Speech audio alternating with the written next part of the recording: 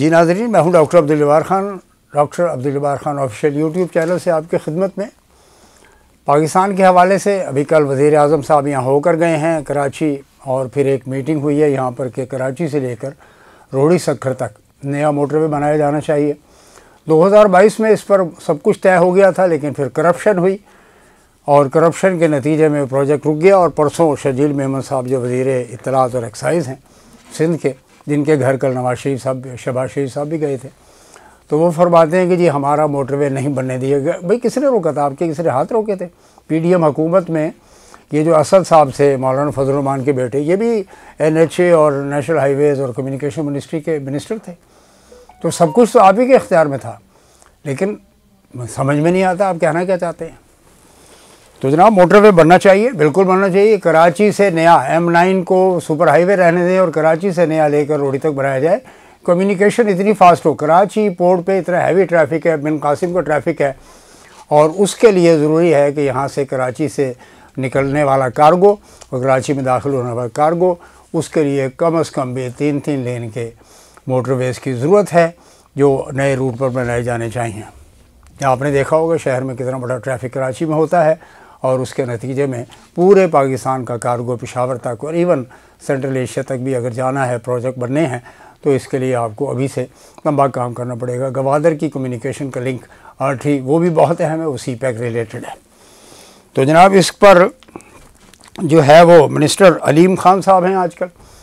ये वही अलीम खान साहब है नाजरीन जिन्होंने PTI के चीफ इमरान खान के साथ धोखा दिया था, और उन्होंने इसको उनको अबंडन करके दूसरी नई पार्टी बना डाली थी जहांगीर तरीन वगैरह के साथ मिलकर, और बहुत से डिसेंडेंट थे, डिफेक्टर्स से डिफेक्ट करके वो लोग चले गए जिन्होंने बगावत की थी इमरान खान के साथ। अलीम खान साहब ये फरमाते हैं कि नहीं जनाब हम मोटरवे बनाएंगे, देखें कब बनता है। उन कितने अरसे हो गए, तकरीबन 27 से 30 साल हो चुके हैं।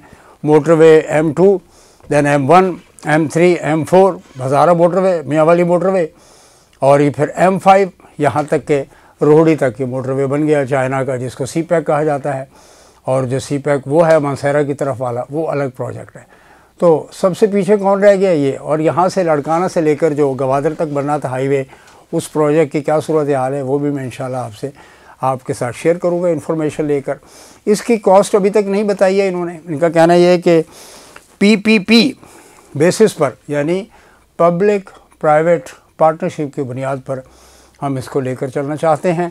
इसकी सारी लागत, और अगर यहाँ से सिंध से पार्टिसिपेशन नहीं होती है तो फिर वफाकी हुकूमत ये सारा अखराजात जो है ये उठाएगी, ईदर फ्राम द CPEC और अदरवाइज़। अभी हसन इकबाल साहब चाइना से होकर आए हैं, वज़ीर planning and development.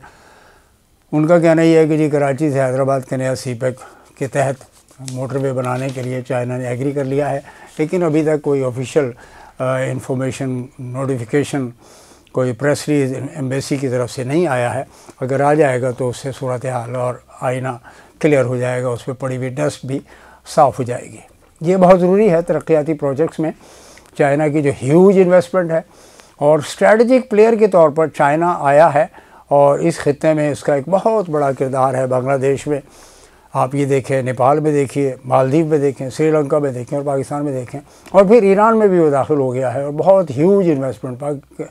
CPEC Pakistan से हटकर उनका इन्वेस्टमेंट कई गुना है, 4 गुना के करीब तकरीबन उनका इन्वेस्टमेंट है। वो ज़ाहिर है ट्रांसफॉर्मेशन होगा, यानी तब्दीली आएंगी और तरक्याती और खुशहाली के रास्ते बनेंगे। हमें वाटर डैम्स जितने भी इस वक्त चाइना के कोलैबोरेशन से PTI गवर्नमेंट में शुरू हुए हैं, वो सब के सब मुकम्मल होने चाहिए। चाइना का जो चश्मा न्यूक्लियर प्रोजेक्ट है 5वां, वो इस वक्त चल रहा है। कराची के न्यूक्लियर प्रोजेक्ट जो हैं वो भी चल रहे हैं, लेकिन इसमें एक्सेलरेशन की ज़रूरत है, इसको तेज़ करने की ज़रूरत है।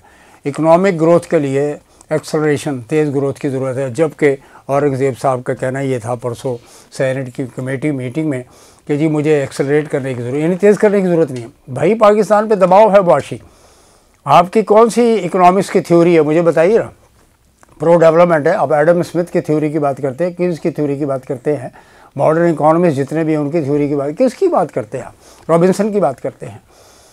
आपको चाहिए कि आप इकोनॉमिक्स जो है ना, आपने MBA किया हुआ है, you have the basic idea of micro and macro economics.